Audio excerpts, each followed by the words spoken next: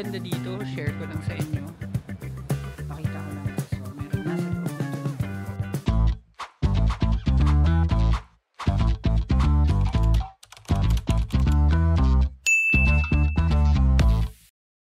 Hi amazing people and welcome back to my YouTube channel. So, andito ako ngayon sa Ninoy Aquino International Airport Terminal 1 as we will be doing another adventure, another travel series at another exciting experience dito sa AJTV Amazing Travels as we travel to Phuket, Thailand. So yes guys, pupunta tayo ngayon sa Phuket and medyo kakaiba yung ating magiging experience sa flight dahil nga first time natin na mag-travel international dito sa Terminal 1, kaya hindi ko alam yung i-expect guys, so tara, samahan nyo ako. Guys, itong itsura ng Terminal 1, and so ang first step ng process natin dapat is magbayad ng travel tax, pero nakita ko kasi yung pila sa travel tax dito ang haba, so pumunta na lang ako sa tieza.gov.ph at doon ako nagbayad ng travel tax at may processing fee sila na 50 pesos, so ang total is 1,670 for travel tax. And then after nun, nandito na ako ngayon sa check-in area ng Malaysia Airlines. Yun yung magiging airline natin. At magiging connecting flight ito guys. So from Manila to Kuala Lumpur and then from Kuala Lumpur to Phuket. And surprisingly, yung flagship airline ng Malaysia, sila yung nag-offer ng pinakamurang flight papunta sa Phuket during these dates. And today is July 3, 2025. Kaya medyo maganda tong date ng pagpunta natin and sana lang hindi maulan. So pila muna tayo sa check-in counters at hintayin natin magbukas ang counter nila. Yan guys, sa wakas open na yung check-in counter nila. Hindi sila on time nag-open pero buti nag-open na ngayon and makakapag-check-in na tayo. So guys, finally naka-check-in na ako. Meron na akong 2 boarding pass. Tapos yung maleta ko rekta na ng Phuket. Sa Phuket ko na siya makikita ulit. Hindi ko na siya kailangan i-check out dun sa KL pagdating ko dun. So next step is immigration and make sure that you fill out e-travel at least 72 hours prior. So itong immigration makikita nyo agad kasi ayan yun. So punta na tayo dyan, bawal na camera. Guys, nakatapos na tayo ng immigration. Sobrang smooth lang. Ikwento ko mamaya. And for now, iikot ko muna kayo sa NAIA Terminal 1 boarding area. So sa gate 16 tayo pero pupunta muna tayo sa airport lounge. So paglampas nyo ng security check, dito yung papunta sa mga airport lounge, kakaliwa lang kayo. So dito kasi meron pang pugs, kaya pwede pa tayo makapag airport lounge. So diretso lang dito. Yung first time ko dito sa international departures area nila, kaso nga lang medyo sa kabilang side yung boarding gate natin, kaya medyo malayo ito mamaya, pero okay lang yan. So sabi nila yung pugs daw is nasa may gate 2. So nakikita ko na yung gate 2 guys. Ayun, doon banda. Ayan, so ito yung pugs. So may pugs pa dito. Yay! So let's come in. Guys, nakapasok tayo pero sa extension lounge na lang dito sa gilid ng gate 2. Sa likod to nitong A lounge. So papakita lang daw to. So let's go! Alright guys, so nandito na ako ngayon sa extension lounge ng pugs dito sa likod ng A lounge and iikot ko kayo para may idea kayo yung itsura niya. And dito accepted pa rin yung mga cards na accepted before dun sa pugs sa terminal fee, kaya nakapasok ako. So ikot tayo. Ayan. So ito guys, tignan ninyong mabuti. O dito may salad, may greens. Ayan, may greens. Tapos may mango sponge cake. Tsaka peanut butter brownies. Ayan. Pero nandito yung pinaka niya. Yung pinaka mga pagkain. Vlog ko lang guys. So may mga fruits din sila. Coffee. Ito chicken salpicon. Nakapaganyan. May rice na. Ito mac and cheese. Ito sweet corn soup. Ito yung siomai. Siopaw pala. Tapos may pork siomai. Tapos meron din sila ditong lugaw. Meron ba dito? Ito yung mga same lang din halos ng pagkain sa Pugs sa Terminal Fee noon. So kuha muna tayo guys. Okay guys, so nakakuha na ako ng food. Kumuha lang ako nitong chicken salpicao tsaka ng fried siomai. And siguro medyo kinabahan ako kanina nung nag-vlog ako kasi unfamiliar yung terminal and ang daming tao. Pero okay naman, at least nandito tayo ngayon sa Pugs. And kung nagtataka kayo kung bakit sa Malaysia Airlines ako nag-book, nung nagsisearch ako kung ano yung best at pinakamurang way para makarating ng Phuket aside sa AirAsia at Scoot, yung Malaysia Airlines yung lumabas. And then nag-compare ako ng pricing including baggage allowance, and itong Malaysia Airlines yung pinakamura. Actually nabook ko tong flight na to last month for only 12,936 pesos and 31 cents round trip na. And then ang kagandahan sa Malaysia Airlines pagka check-in ko kanina, yung bagahe rekta na ng Phuket, hindi ko na siya bubuhatin sa Kuala Lumpur. So may layover kasi to na 5 or 6 hours sa Kuala Lumpur yung flight ko, hindi siya rekta na pagdating sa Kuala Lumpur flight na agad papuntang Phuket. So may layover siya, kaya medyo challenging kung meron ka pang dalang bagahe. At least ngayon wala. And then ano tayo dun guys, mga 10 days tayo sa Phuket. I-maximize natin yung buong trip. And maganda pa pala guys, naalala ko lang sa Malaysia Airlines is that they apply weight concept pagdating sa baggage. Ang weight concept guys, it means na kahit ilan pa yung maleta mo, as long as within the baggage allowance limit ka lang na binook mo, okay lang yun sa kanila. So halimbawa yung sa akin 25 kilos yung baggage allowance ko, so kahit tatlo yung maleta ko, okay lang basta within 25 kilos, which is a good thing. And first time ko yun may experience. So abangan natin kung ano yung magiging adventures natin dun guys sa Phuket. Pero ngayon pupunta muna tayo sa Kuala Lumpur at kakain muna tayo guys. Alright guys, so lumabas na ako sa Pugs at papunta na ako dun sa gate number 14 kasi medyo malayo nga, so lalakad muna tayo.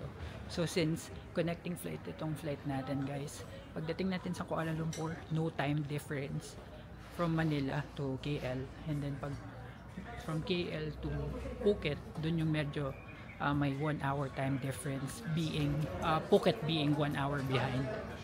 Yun. So, ikot lang tayo sa boarding gates para kung sakaling hindi pa kayo napapadpad dito sa Terminal 1, may idea kayo sa itsura niya.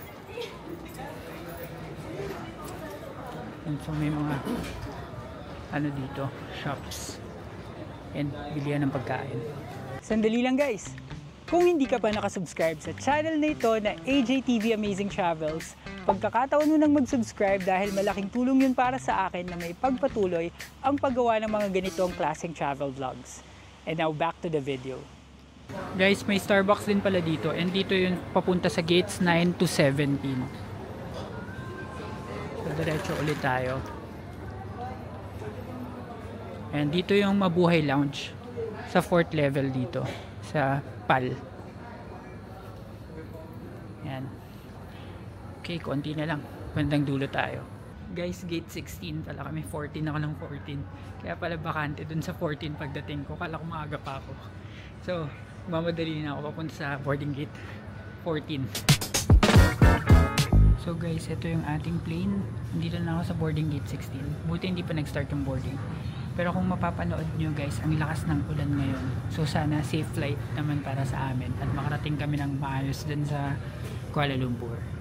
So yan, via Malaysia Airlines.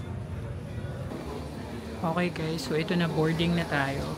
At makikita na natin ang itsura ng loob ng plane ng Malaysian Airlines. Let's go! So ito na guys, ang loob ng kanilang plane.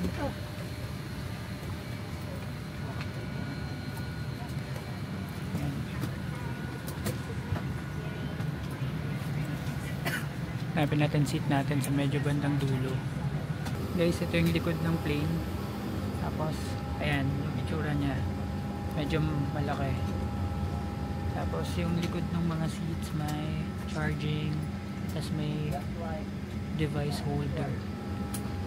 Ayan. So, kompleto. Kompleto to. tignan natin yung magiging flight experience natin. Please give your attention to the crew at the front of your cabin. This is your seatbelt. To fasten, insert the metal link into the buckle and tighten the belt by pulling on the buckle strap. To unfasten the seatbelt, lift the metal flap. So guys, we just landed here sa Kuala Lumpur International Airport and welcome back to Malaysia. So kung gusto nyo mapanood yung full episodes ng ating Malaysia vlog, balikan nyo na lang yung vlog ko na yun. Pero hindi tayo magtatagal dito masyado. It's just a stopover.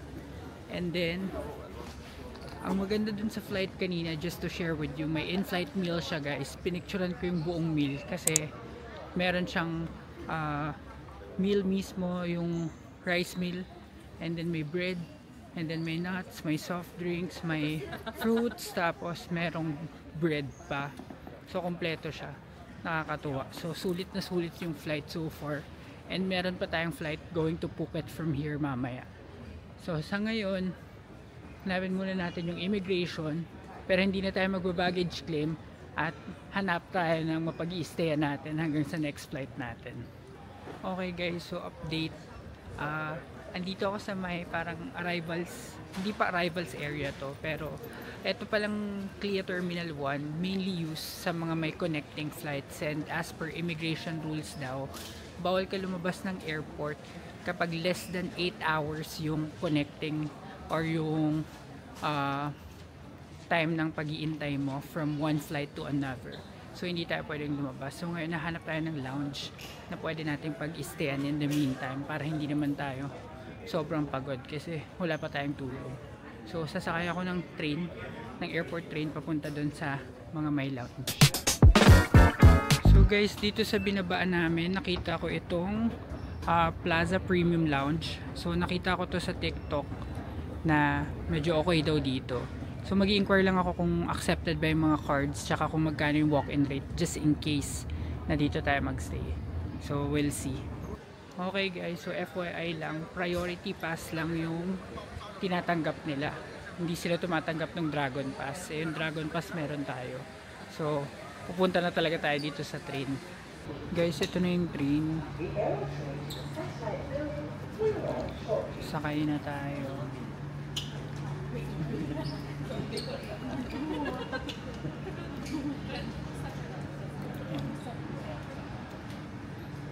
First time ko mapadpad sa area na to, sa CLIA 1. Usually kasi it's sa 2 talaga. So let's go.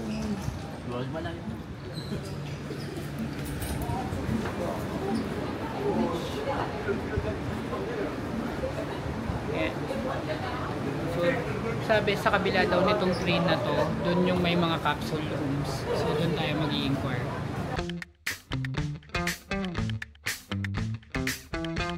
Guys, so kabababa ko lang ng train at ito na yung kabilang side ng Terminal 1. Ayan, so mga mostly connecting flights nga yung nandito.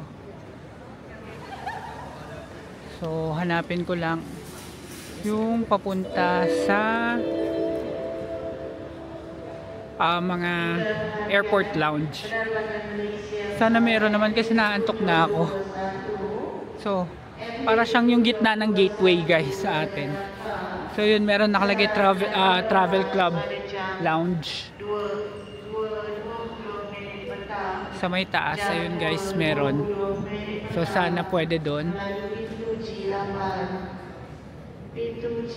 So sundan lang natin yung daan. Guys, ang ganda dito, share ko lang sa inyo. Dito marami mga airport lounge, hindi lang iisa. So talaga makakapahinga ka or makakapili ka. Ano na lang, depende na lang kung may mga cards kang affiliated. Tapos nakikita nyo ba yun? Hard Rock Cafe, Kuala Lumpur, Twin Towers ang itsura. Ang ganda ng tignan guys. So guys, nakita ko na yung hinahanap kong sleeping cabins. Ang pangalan niya is Kepler. So dito they accept Dragon Pass. So sana pwede pa. So magtatanong tayo dito sa Kepler. Okay guys, so nandito na ako sa loob ng Kepler sleeping cabins. Nandito ako sa may locker room. And unfortunately, hindi nag-activate yung Dragon Pass ko dun sa Maya Black Card ko. Kaya nagbayad ako dito ng 60 ringgit per hour. And I'll stay here for 3 hours. So, 180 ringgit. Yun. So, pakita ko lang guys. So, nasa loob lang to ng airport. And kailangan ko lang kasi talaga makatulog para may lakas mamaya. Kaya, pinatos ko na to. So, mamaya, check natin yung itsura ng bed. So, guys, ito yung itsura ng mga shower area nila. And merong dryer, makakaligo ka talaga. Dalawa yung shower nila. Tapos may sabon at shampoo dun. Tapos dito yung locker. Dito yung papunta sa mga beds. So pasok tayo. So guys, ito yung ating bed. Very Japan to. Capsule hotel sa Japan. Ayan, nandito ako sa taas. Ito yung blinds. Bumaba ko lang yung blinds guys. Tapos yan, so meron siyang TV, may mirror. Tapos ito na, ayun na mismo yung bed. So okay na to, 3 oras tulog tayo guys. So yan natin.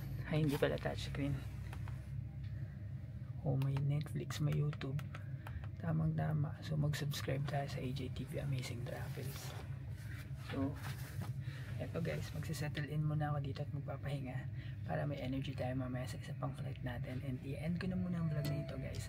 Maraming salamat sa lahat ng nanood ng episode nito ng ating Phuket Vlogs. At kung nagustuhan ninyo ang video ito, please give me a like, comment, share, and subscribe to my channel. And do not forget to hit the notification bell para updated kayo sa aking future vlogs.